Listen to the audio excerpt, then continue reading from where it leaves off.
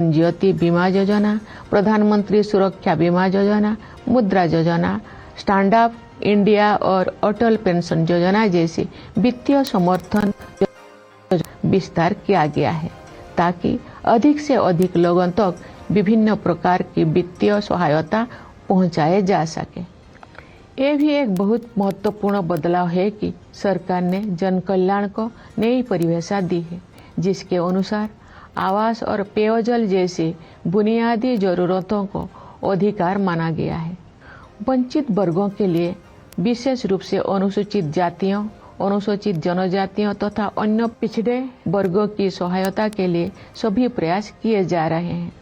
अनुसूचित जातियों के युवाओं के लिए प्री मैट्रिक और पोस्ट मैट्रिक छात्रवृत्तियां, राष्ट्रीय फेलोशिप, विदेशी छात्रवृत्तियां, छात्रावास और कोचिंग सुविधाएं दी जा रही है।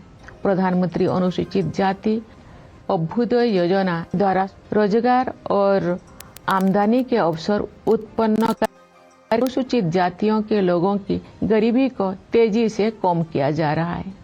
अनुसूचित जनजाति समुदायों के सामाजिक एवं आर्थिक विकास के लिए विशेष योजनाएं बनाई गई है, जिनमें धरती आबा जनजातीय ग्राम उत्कर्ष अभियान और प्रधानमंत्री जनजातीय आदिवासी न्याय महाअभियान PM जनमन शामिल है।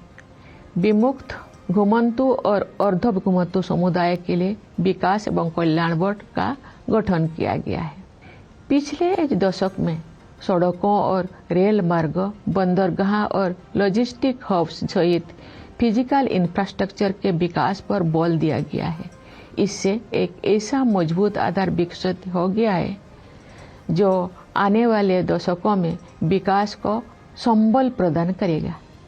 सरकार ने वित्त के क्षेत्र में जिस तरह से प्रौद्योगिकी का उपयोग किया है वो एक मिसाल है।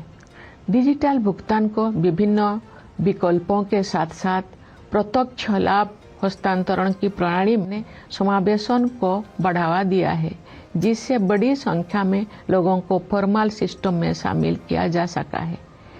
इसके कारण सिस्टम में अभूतपूर्व पारदर्शिता भी आई है।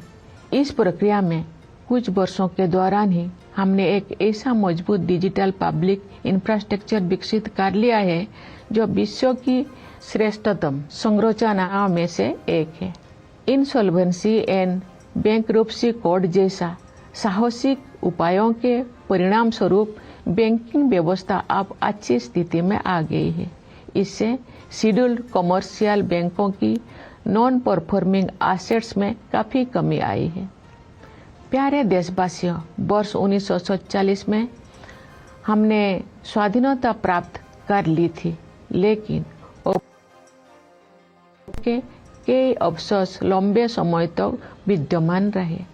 हाल के दौर में उस मानसिकता को बदलने के ठोस प्रयास हमें दिखाई दे रही है। ऐसे प्रयासों में Indian penal code, criminal procedure code और इंडियन एविडेंस एक्ट के स्थान पर भारतीय न्याय संहिता, भारतीय नागरिक सुरक्षा संहिता और भारतीय साक्ष्य अधिनियम को लागू करने का निर्णय सर्वाधिक उल्लेखनीय है। न्याय शास्त्र की भारतीय परंपराओं पर आधारित इन नई अधिनियमों द्वारा दंड के स्थान पर न्याय प्रदान करने की भावना को आपराधिक न्याय प्रणाली के केंद्र में रखा गया है।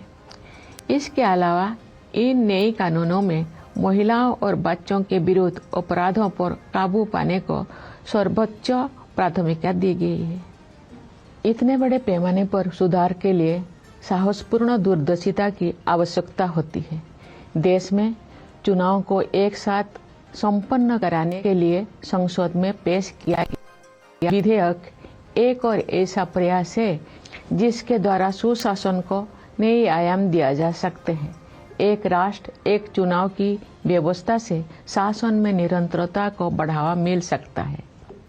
नीति निर्धारण से जुड़े निष्क्रियता समाप्त की जा सकती है।